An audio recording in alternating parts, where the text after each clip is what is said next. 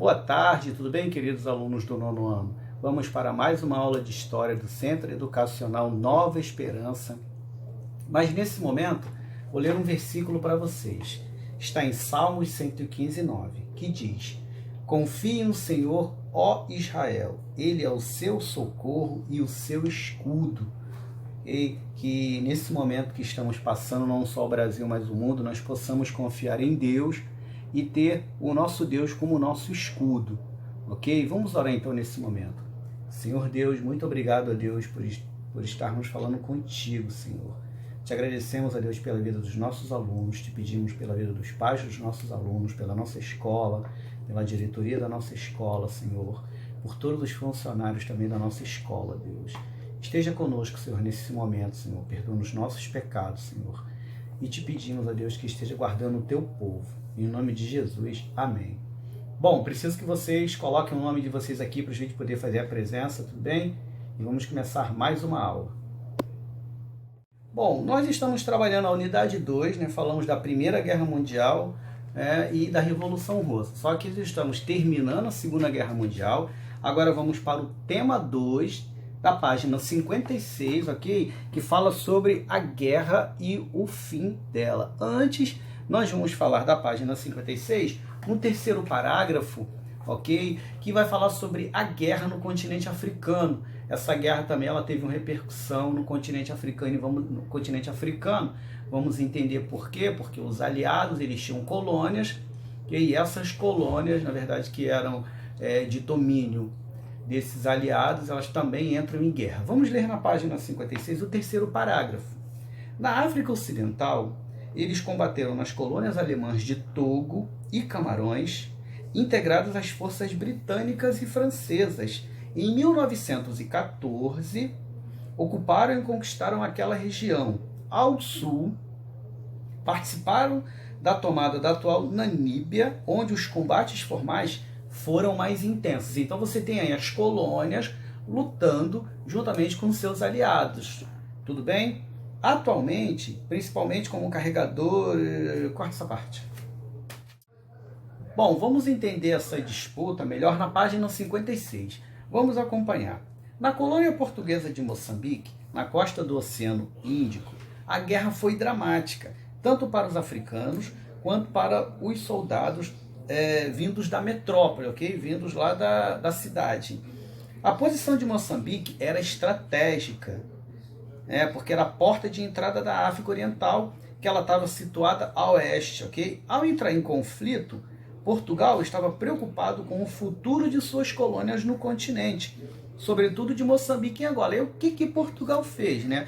Portugal, então, ele entra nessa guerra. Na página 57, nós vamos entender melhor, né? Portugal procurou manter a sua tradicional aliança com a Grã-Bretanha, né? Junto com os aliados que eles tinham, certo? Mas ele também tinha ali uma ambiguidade diplomática. Ele não queria perder o seu território e, ao mesmo tempo, apoiar a Inglaterra nessa guerra contra os alemães, tá ok?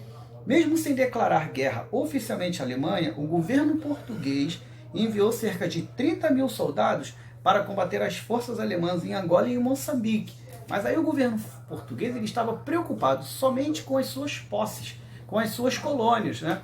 E não com a guerra em si. Era ali como o autor diz, uma ambiguidade diplomática. Tudo bem?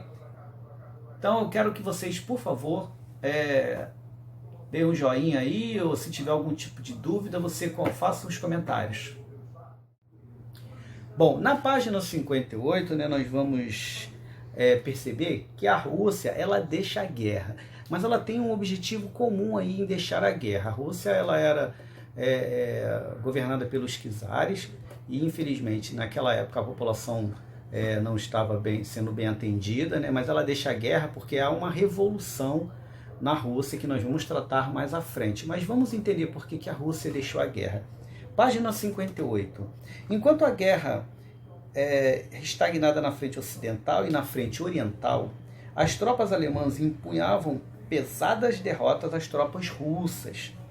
Estas, apesar de numerosas, eram compostas em sua maioria de camponeses mal treinados e mal equipados. Tá? Em novembro de 1917, uma revolução na Rússia levou ao poder um governo socialista, que vem a ser o governo comunista hoje.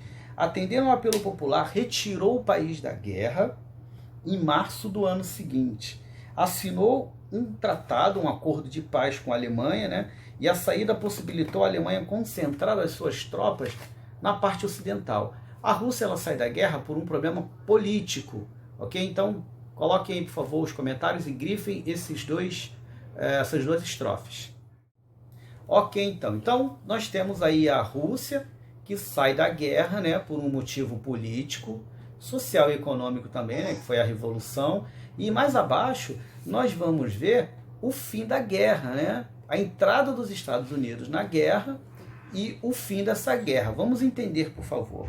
No início do conflito, os Estados Unidos adotaram uma política de neutralidade, ou seja, não estava nem de um lado nem do outro, até porque os Estados Unidos estavam ganhando muito dinheiro, vendendo material bélico, insumos para a guerra. Tudo bem? Embora fornecesse dinheiro, armas e artigos manufaturados aos membros da Entente, que era a aliança que ele tinha feito, não tinha soldados, mas ele financiava de alguma forma. Os Estados Unidos temiam o acelerado crescimento industrial alemão, sendo mais interessante para eles a vitória da Grã-Bretanha, porque eram aliados. Então nós temos aí uma disputa política, ok? Mais abaixo nós vamos entender que os Estados Unidos entram na guerra porque eles são atacados. Vamos ler o segundo parágrafo. Em abril de 1917, submarinos alemães atacaram navios estadunidenses, navios americanos, que transportavam suprimentos aos países da Entente. O episódio levou os Estados Unidos a declarar guerra à Alemanha. Aí a Alemanha não vai suportar a entrada dos Estados Unidos e nós vamos entender. Após uma série de vitórias do exército, dos exércitos da Entente, obrigando o exército alemão a recuar. Em 9 de novembro de 1918, depois de uma delegação enviada a Paris, o imperador Guilherme II abdicou do trono alemão, ou seja, ele sai do trono. 2 dias depois, uma delegação enviada a Paris pelo novo governo alemão assina o que chamam de Tratado de Rendição. Tá? E nós vamos ver mais à frente como esse tratado ele se desenrola, ok? Então coloquem aqui as suas dúvidas sobre, primeiro, a entrada dos Estados Unidos, tá? E o fim da guerra em 1918. Bom, então em 1918 a Alemanha ela assina o Tratado de Paz, ou seja, ela sai da guerra, abandona totalmente a guerra. E em 1919, na Conferência de Paris, como está aí na página 59, os países vão se reunir para fazer a divisão. O país que perde a guerra, ele tem, na verdade, que pagar. Vamos ler. Em janeiro de 1919, iniciou-se a Conferência de Paris, com o objetivo de negociar as bases do acordo de paz. Apesar de contar com a participação de representantes de vários países, as principais decisões foram centralizadas pelos estadistas da Grã-Bretanha, França, Estados Unidos e mais 3 líderes da aliança, ok? E qual era o intuito da Conferência de Paris? Vamos lá. Era de evitar novos conflitos, tá? Então o presidente na época dos Estados Unidos, o Woodrow Wilson, ele procurou estabelecer princípios para equilibrar as negociações. Então é nessa época que eles criam a Sociedade ou Liga das Nações, o que vem a ser hoje as Nações Unidas. E qual era o objetivo das Nações Unidas? O objetivo das Nações Unidas é negociar diplomaticamente os conflitos. Alguns países que estão se desentendendo por algum motivo, seja ele econômico, seja ele político, ou invadiu o espaço aéreo do outro, as fronteiras. Então, a ONU ela é um órgão a nível mundial, ok? Onde os dois países se sentam com seus diplomatas e ali eles negociam uma trégua. Caso não consiga, eles entram em guerra, mas a ONU está ali para dar ajuda e suporte aos civis, aquela população que é afetada pela guerra, tudo bem? Eu preciso que vocês comentem aqui o que vocês entenderam sobre essa parte da guerra. Bom, aí vamos trabalhar então o Tratado de Versalhes, tá? O Tratado de Versalhes aconteceu também em 1919, está aí na página 59, e vamos ler sobre o tratado, né? Bom, assinado em julho de 1919, o tratado obrigava a devolver as regiões ricas mineradoras da Alsácia-Lorena para a França, uma vez que a Alemanha, antes da guerra, tinha confiscado essas terras, ok? A pagar uma pesada indenização aos vencedores e ceder seus territórios coloniais. A Alemanha também foi obrigada a entregar à Polônia uma faixa de terra que garantia acesso ao mar, né? Isso aí ficou chamado de corredor polonês. É interessante esse tratado porque ele dá início, na verdade, ao que a gente chama depois de revanchismo alemão, né? A Segunda Guerra Mundial, a partir daí, a Alemanha ela deixa de descumprir esse contrato, ela não cumpre mais esse contrato de Versalhes, entendeu? E começa a ter um revanchismo acusando os países que conquistaram a Europa, conquistaram a Alemanha na Primeira Guerra Mundial. Tudo bem? Então, comentem aqui embaixo, por favor. Bom, então vamos para a página 61, que vai falar dos impactos da guerra e da participação brasileira. O Brasil até então ele estava neutro, ok?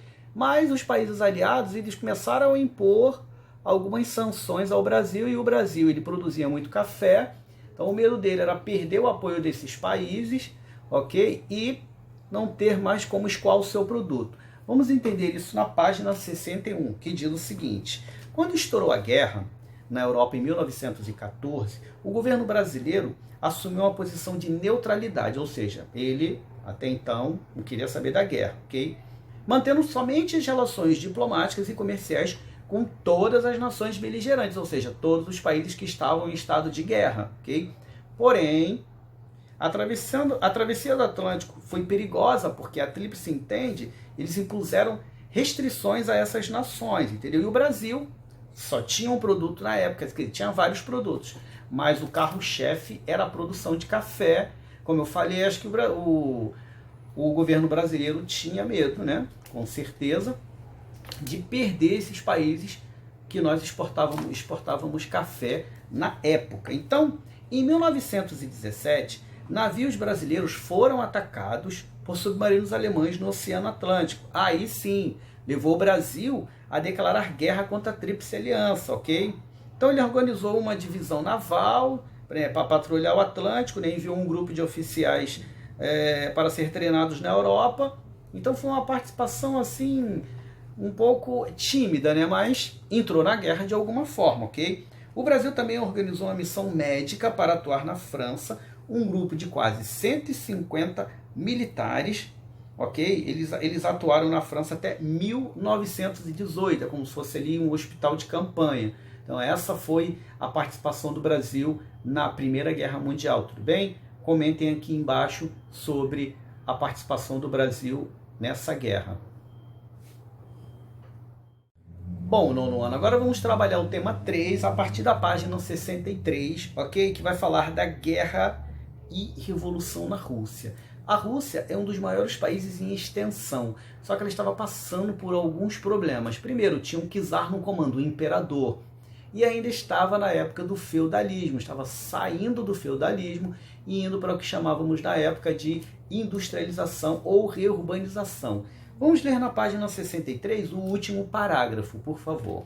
Diz o seguinte: o quadro atual da Rússia nem de perto lembra o seu passado. Até o início do século XX, prestem atenção, o país tinha na maioria da sua população vivendo em campo, em condições análogas ao feudalismo. Ainda estava vivendo na época do feudalismo. Lembra do feudalismo?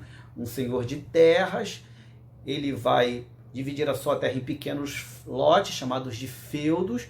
Então, um camponês, que é um servo, vai até esse senhor das terras, e ali ele pede autorização, tem um pacto de fidelidade, tudo que ele plantar e colher, uma parte é do seu senhor e a outra parte é dele, mas mesmo assim eles viviam em condições precárias, ok? Nesse cenário contraditório, eclodiu, ou seja, surgiu na época uma das revoluções mais importantes da história, que é a chamada Revolução de 1917. Mas nesse momento a gente ainda está trabalhando antes da Revolução, ok? Então, façam uns comentários aqui sobre essa primeira parte da Rússia, que ainda vivia na época do feudalismo. A partir da página 64, nós vamos entender esse contraste da Rússia czarista e a situação da população. Prestem atenção. Do século XI a 1917, a Rússia foi uma monarquia absolutista, ok? Governada por um czar. Prestem atenção como era esse governo. A autoridade mais importante do império, o monarca russo tinha em suas mãos todos os poderes e o apoio da Igreja Ortodoxa Russa, que era a Igreja Católica, ok? E da nobreza, que era dos proprietários de terra. Lembra que nós falamos que a Rússia ainda vivia no feudalismo? Então você tinha ali uma aristocracia, você tinha ali imperador, a burguesia, muitas terras, mas na mão de poucos. Por isso que a população passava por toda essa situação de precariedade. No segundo parágrafo diz o seguinte: a partir da segunda metade do século XIX, o czar Alexandre II, com a ajuda de empréstimos externos, iniciou um programa de reformas liberais com o intuito de transformar a Rússia numa nação moderna e industrial. Até criou algumas coisas, mas não foi suficiente. Tá? Ele aboliu a servidão, distribuiu terras aos camponeses, incentivou a atividade industrial e a fundação de bancos, melhorou o ensino e reorganizou o exército. Como eu falei, foram medidas que chegaram um pouco atrasadas, porque a população ela estava sedenta e já não aguentava mais a situação que estava, ok? E essas reformas elas não foram suficientes. Como está escrito aí no texto, um país de contrastes. Vamos ler o outro parágrafo, diz o seguinte: as reformas iniciadas por Alexandre II transformaram a Rússia num país de contrastes. Grifem isso. De um lado, a sociedade russa possuía características que lembravam o feudalismo, com cerca de 80% da sua população vivendo no campo em condições miseráveis. Como eu falei para vocês, é só dar uma olhada aí na foto dessa família, ok? Bom, mais embaixo nós vamos perceber que o Estado czarista ele permitiu que o processo de industrialização até avançasse um pouco, com a construção de ferrovias, a instalação de indústrias, de algumas siderúrgicas, o crescimento da indústria têxtil, tá? E o incremento da produção de ferro e do carvão. Mas, como eu falei para vocês, ainda não foi suficiente. Tudo bem? E ainda teve assim um afluxo de capital estrangeiro, belga, Mesmo assim, a cidade ainda passava por necessidades, o campo também ainda estava necessitado de reformas, mas, como posso dizer, reformas que dessem solução para o problema da fome e da miséria, ok? Por favor, comentem aqui embaixo sobre esse tópico.